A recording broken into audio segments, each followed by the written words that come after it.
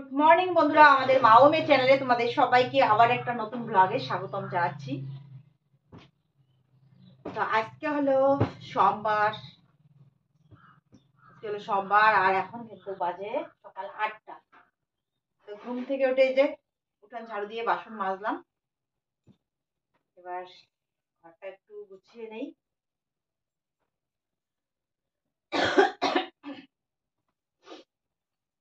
তো দেখতে থাকো আজকের ব্লগটা, আশা করি ভালো লাগবে। ভালো লাগলে অবশ্যই একটা লাইক করে দিয়ে আমাদের পাশে থেকো। আর চ্যানেলটিতে নতুন হলে চ্যানেলটিকে সাবস্ক্রাইব করে দিয়ে পাশে থাকা বেল ঘন্টিটিও অল করে দিও, যাতে প্রত্যেকটি ভিডিও নোটিফিকেশন তোমাদের কাছে চলে যায় আমাদের ভিডিও পাবলিক করার সাথে সাথে। তো জানালা দিয়ে দেখতেই পাচ্ছ আলো ঢুকে পড়েছে, বাইরে কিন্তু এখন রৌদ্র উঠেছে। সকালবেলায় আজকে আকাশটা একদম পরিষ্কার ছিল, এত কুয়াশা পড়েনি। ভাবছিলাম যাই হোক, আজকে থেকে মনে হয় আকাশ ভালো হয়ে গেল। এখন মনে হয় প্রত্যেকদিন রৌদ্র উঠবে, তাহলে আমি আবার ধান সিদ্ধ করব। কিন্তু বিশেষ করে সারাদিন না এই রৌদ্র ছিল না, একটু করে রৌদ্র দেয় আবার মেঘলা করে, সারা দিনটাই আজকে এভাবে কেটেছে। তো উঠোন ঝাড়ু দেওয়া বাসন মাজা তো হয়ে গেছে, এবার অনেকদিন ধরে ভাবছি পুরো ঘরের ঝুল ঝাড়বো, মাকড়সার জাল হয়ে গেছে। তো ওই দিকটা পরিষ্কার করেছি, করে এই যে বিছানাটা এখন পেতে নিচ্ছি। তো ঘর ঝাড়ু দেওয়া এখনো হয়নি, বিছানাটা পেতে ঘরটা ঝাড়ু দিয়ে দেবো। তো ভাবলাম যে বেড কভারটা ধুয়ে দেবো। তো এরপর ভাবলাম যে থাক, আজকের দিনটা থাক, যদি আকাশ আবার মেঘলা করে, কারণ কালকে যা জামা কাপড় ভেজা ছিল এখনো পর্যন্ত শুকায়নি। তো ভেবেছিলাম যে দুপুরবেলা আমি বেড কভারটা ভিজিয়ে রাখবো। তো যাই হোক, এরপর আর রৌদ্র সেরকম ছিল না, বেড কভারটা ধোয়াও হয়নি। তো কালকে রৌদ্র উঠলে কালকে ধুয়ে দিতে হবে। তো ওই দিকটা আমি আগেই ঝুল ঝেড়েছি, এবার এই যে সামনের এই দিকটা ঝুল ঝেড়ে তারপরে ঘরটা আমি ঝাড়ু দিচ্ছি।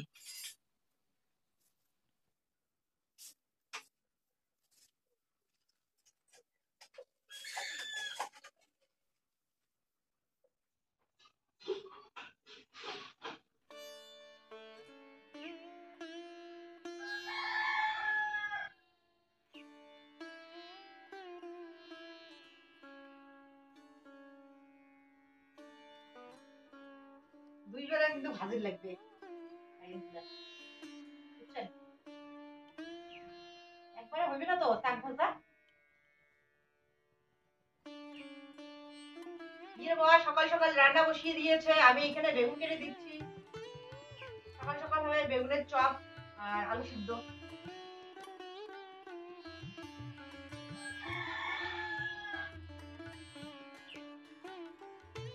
বলতে না আলাদা আর নাও তো ছিল, আজ নাও খাবেন, কালকে খাবেন।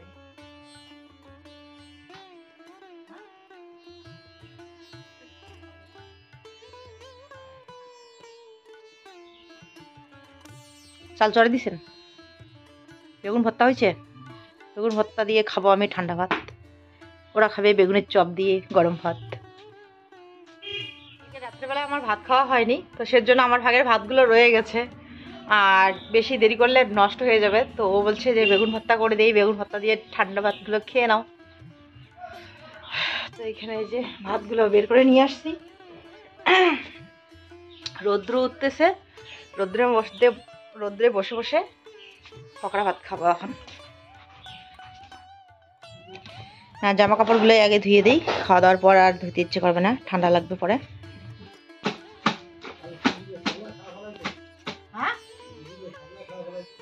রুটি খুদি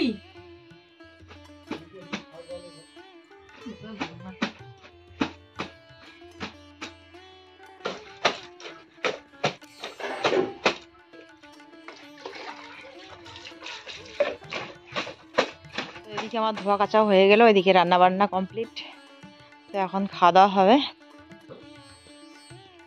কিনা এই যে বেগুন ভর্তা, আলু মাখা, বাবা একদম হলুদ চকচকা করেছে আলু মাখা।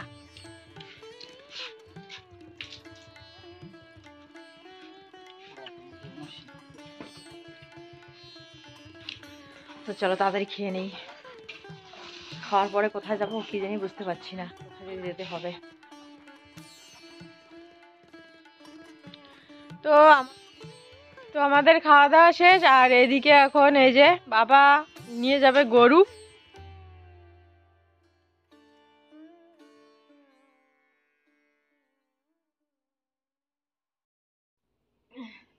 তো দেখো আমাদের ফুলগুলো কত সুন্দর ফুটেছে। তো ওখানে একটা নতুন ফুল ফুটেছে আজকে, আজকে নয় অনেকদিন আগেই ফুটেছে, না আজকেই ফুটেছে, কিন্তু আজকে দেখতে ভালো লাগছে, আজকে বোঝা যাচ্ছে।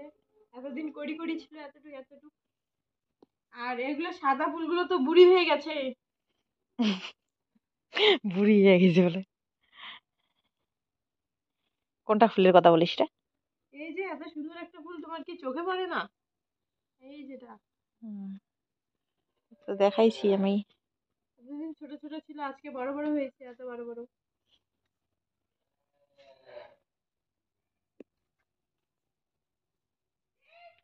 শ্যাম্পুর পাতা নিয়ে আয় 10 টাকার, মাথা শ্যাম্পু করতে লাগবে তো।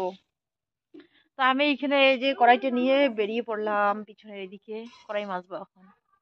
কড়াইটার অবস্থা দেখো কিরকম হয়েছে। কড়াইটা মেজে তারপরে ভাবছি স্নান করবো। যাইতে চাইলাম জমির ওইদিকে, তো আকাশটা কিরকম মেঘলা করেছে, তো ভাবলাম থাক, ধান বের করে দেওয়া যাবে না। তো মানে এই রোদ্র উঠে এই মেঘলা করে এরকম হয়েছে। কড়াইটাই মাজি, কড়াইটা অনেকটা খারাপ হয়ে গেছে। এই যে 10 টাকার শ্যাম্পু পাতা নিয়ে আসবি। কেন?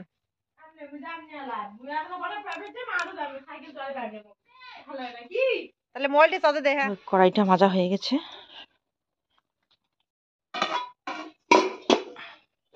আমাদের লাউ গাছটা দেখো কি সুন্দর হয়েছে, কিন্তু পুরুষ ফুল, সব পুরুষ ফুল আছে তো মা, একটা দুটো স্ত্রী ফুল আছে, কিন্তু হচ্ছে না কেন জানি না। তো শুনেছি যে আগাল কেটে খেলে নাকি হয় পরে, তাই ভাবছি যে আজকে একটা ঘন্টার মধ্যে দিব বেগুন আলু সিমের ঘন্টতে। আর আগালটা দেখো এদিকে চলে আসতেছে, মানে যতগুলো ফুল আসছে সবগুলো পুরুষ ফুল লাগে, স্ত্রী ফুল নেই কেন জানি না। অনেক ফুল আসছে, সব এরকম নেই, শুধু একটা দুটো আছে। তো ভাবছি যে এটার আগালটা কেটে নেই, আগাল কেটে খেলে নাকি পরে লাভ হয়।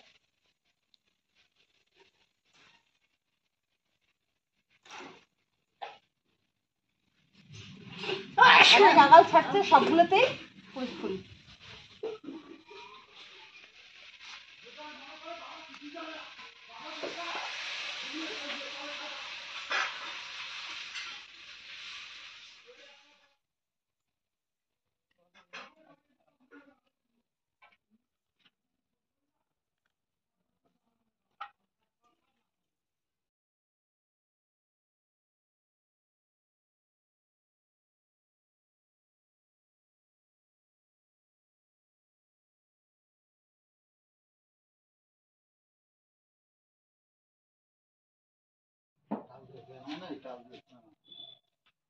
একদম ট্রাং খুলে জামা কাপড় বের করতেছে, ঠান্ডা পড়ে গেছে একদম, পুরো জ্যাকেট সোয়েটার সমস্ত কিছু বের করে নিচ্ছে।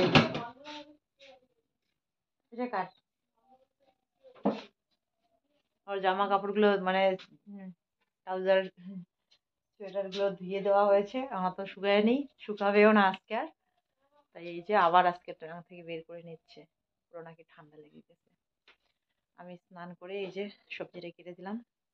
তো এখন যাবো একটু জমির দিকে, ওইদিকে নাকি যে ছাগল পড়ছে আর কি শাক বাড়িতে। তো আমার মতো ময়লেও কাজ আছে, ওইদিকে বসে বসে ময়লে কাজ করবো।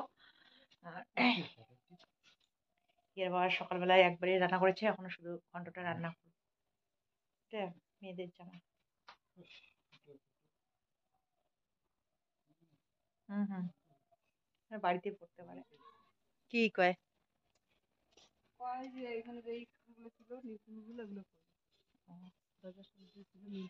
ও, নীল ফুলগুলোর কথা মনে পড়ছে রে তোর? নীল ফুলগুলো নাই রে, গাছগুলো কেটে দিয়েছে, জঙ্গল জঙ্গল হয়েছিল।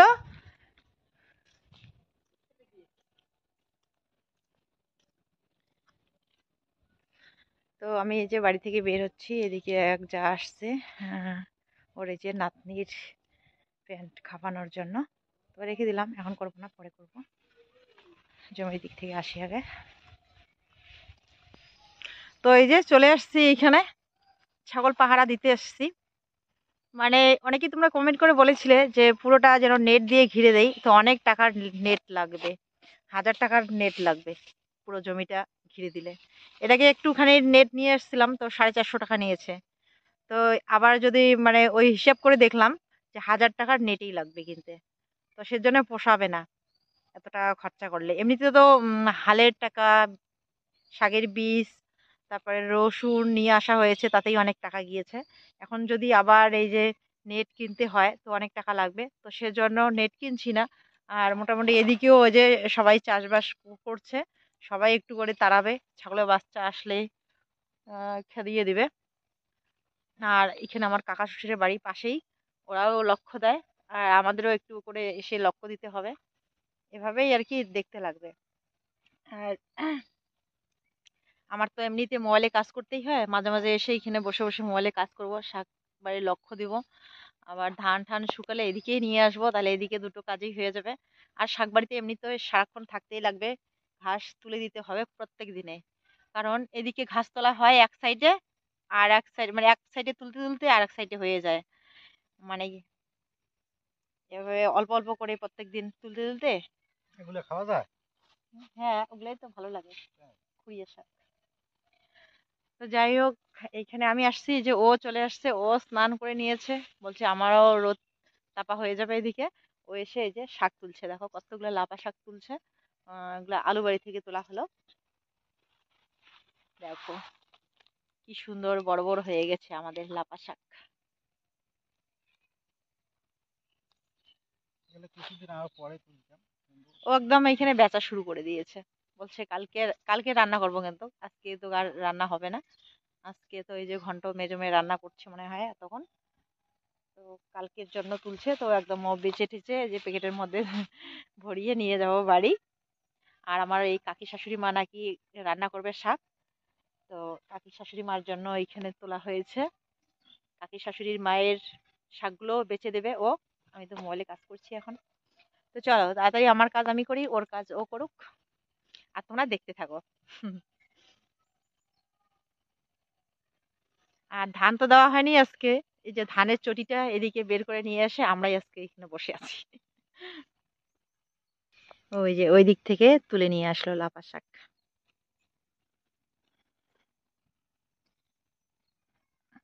আজকে আর একটু করে জল দিতে লাগবে কবির চারাগুলোতে, লঙ্কার চারায়, কবির চারায়। হিয়ার বাবা আমার আগেই চলে আসছিল, ও এসে খাচ্ছে আর আমার জন্য এখানে ভাত রেডি করে রেখেছে।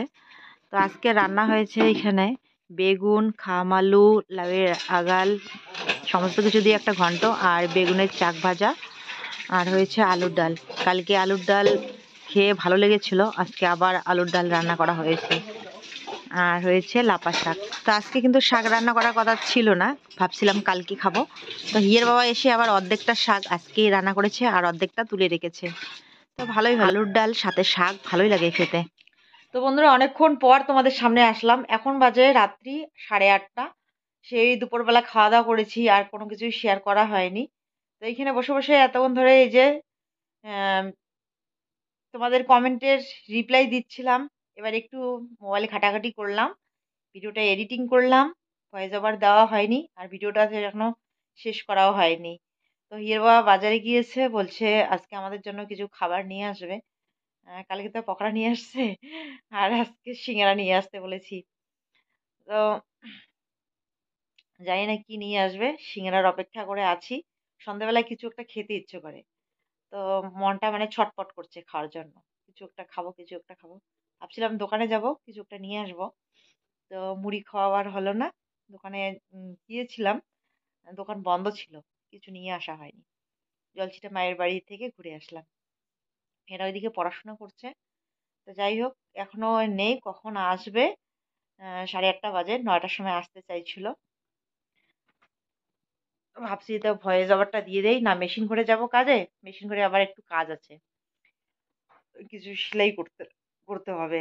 এরপরে আবার এক ভাইস্তা বউ আসছিল, কিছু ঠান্ডা জামা কাপড় খাপাতে বলেছে।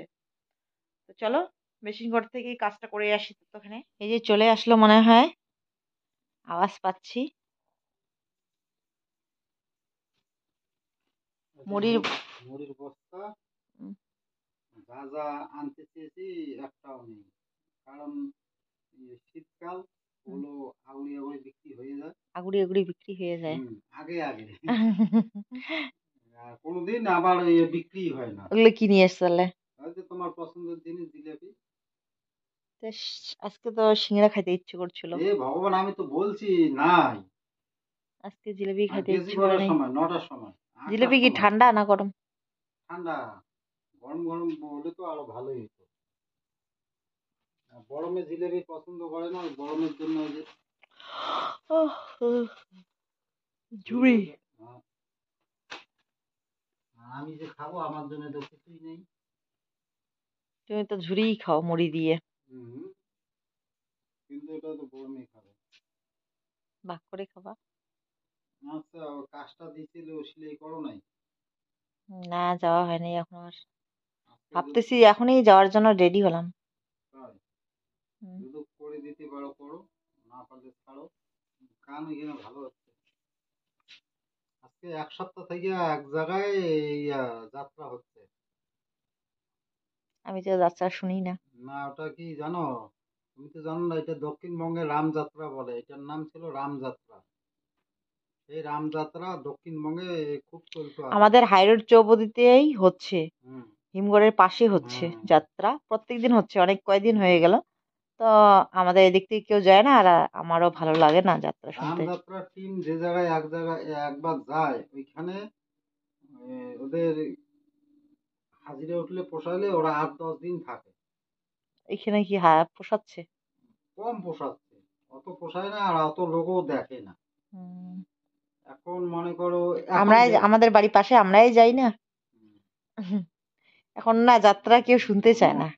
ওই যে মালা ডাকে না, সেই যাত্রা কিন্তু এখন মালাটা বাদ করেছে। এখন অন্য সিস্টেমে যাত্রা করে। তাতে ওই কেউ কেউ ভালোবেসে বকশিস দেয়, ওদের ওইটাই হাজিরা। হুম, বকশিসটাই হাজিরা ভালোবেসে কেউ দেয়। আর ভালো ভালো গান করে, ভালো অভিনয় সেদিন করে। যাত্রা দলের একটা প্লেয়ারের সাথে আমার কথা হয়েছিল। আমি বাজারে যাচ্ছিলাম না, হুম। বউটা আমাকে বলতেছিল যে আমাকে একটু রাস্তাটা পার করে দাও তো। তো আমাকে বললো আমরা এখানে তো যাত্রা করতে আসছি। তারপরে রাস্তাটা পার করে দিলাম, এদিক থেকে ওই দিকে আর কি গেল। মানে ওরা মানে ওই পাশে কেন যায় জানো? এখানে কল আছে, বাথরুম আছে, মানে ওইদিকে গেছে, এই পাশে আনতে বলছে তো। না না, ওইদিকে যাবে, কোনো দোকানে যাবে মনে হয়। আমাকে মানে সাইড করে দিতে বলছিল, গাড়ি ভয় পায়, গাড়ি চলাফেরা করতেছে না, ভয় পাচ্ছিল। আর মেন মেন হয়েছে ওগুলো জানো, রামযাত্রা। রামযাত্রার টিম এইটা। এটা দক্ষিণবঙ্গে খুব হইতো, খুব। এখন আর যাত্রা মানুষ শুনতেই চায় না। তাও এই যে কটা লোক আছে। মনে হয় তো সব পুরুষরাই না, আসে। মেয়ে ছেলে কত তাই বসে আছে এখানে। শুনতেছি। ভালো গান করে তো, অভিনয় ভালো করে, গানও ভালো করে। তো আমাদের এই দিক থেকে তো কেউই যায় না, দেখি কেউ না। যায় না, কাজের চাপ ছিল দেখে যায় না। হুম, যে কাজের চাপ শেষ, আর ওরা যত থাকে তারপর যাবে। হুম। তো এইখানে একটা দিয়ে গেছে শীতের প্যান্ট। এই প্যান্টটা অনেকটা লম্বা ছিল, নিচের দিকটা কেটে সাইড দিকে সেলাই দিলাম। আর একটা দিয়েছে এখানে হাউস কোট। তো হাউস কোটটা ওই নিচের দিকটা কেটে ফেলতে হবে, আর সাইডগুলো সেলাই করতে হবে। আর একটা আছে ব্লাউজ। তো ব্লাউজটাও সাইড দিকে সেলাই করলাম। এতক্ষণ ধরে তোমাদের কমেন্টের রিপ্লাই দিচ্ছিলাম আমি। তো একটা কমেন্ট আমার চোখে পড়লো, কমেন্টটা পড়ে আমার হাসি পাচ্ছে। মানে তোমরা সত্যি আমাদেরকে এতটা ভালোবাসা দিচ্ছ, এতটা সাপোর্ট করছো, আমার দেখে ভীষণ ভালো লাগছে। তো একটা কমেন্ট আসছে যে দিদি ভাই সুদীপাকে আমাদের বাড়ি চিরজীবনের জন্য পাঠিয়ে দাও। আইডিটার নাম হয়েছে সোনা পাখি। তো নামটা শুনে মনে হচ্ছে তুমি মেয়েই হবে, আর দিদি ভাই বলে আমাকে ডেকেছো। তো যাই হোক, তোমাদের বাড়ি কোথায় সেটা তো আমি জানি না। তুমি ভালোবেসে হয়তো আমার মেয়েকে মানে মজা করে এই কথাটা বলেছো। তো এসো আমাদের বাড়ি, এসে ঘুরে যাও, ভালো লাগবে। আর চিরজীবনের জন্য তোমাদের বাড়ি পাঠিয়ে দেবো। সত্যি সেটা তো আর সম্ভব হয় না। আর আমি জানি তুমি হয়তো মজা করেই কথাটা বলেছো। তো যাই হোক আমি বলছি এই কারণেই, কারণ এইমাত্র আমি রিপ্লাই দিচ্ছিলাম আর এখনই ভিডিও করতে আসলাম, তাই মনে পড়ে গেল। তো তোমরা যেভাবে সত্যি আমাদেরকে ভালোবাসা দিচ্ছ, আমাদেরকে সাপোর্ট করছো, দেখে আমার ভীষণ ভালো লাগে। কারণ তোমাদের ভালোবাসা আর সাপোর্টের সত্যি আমাদের খুব প্রয়োজন। আর তোমরা যারা আমাকে সাপোর্ট করছো, ভালোবাসা দিচ্ছ, সত্যি তোমরা আমাকে অনেক ভালোবেসেই আমার পাশে আছো। তো এইভাবেই পাশে থেকো। আর এখন আমি রুটি বানাতে যাব রান্নাঘরে। তো চলো আজকের জন্য ভিডিওটা আর বড় না করে এখানেই শেষ করছি। ফিরে আসছি কালকে আবার নতুন একটা সুন্দর ভিডিওর সাথে। ততক্ষণে সবাই ভালো থেকো, সুস্থ থেকো। তো আজকের জন্য টাটা।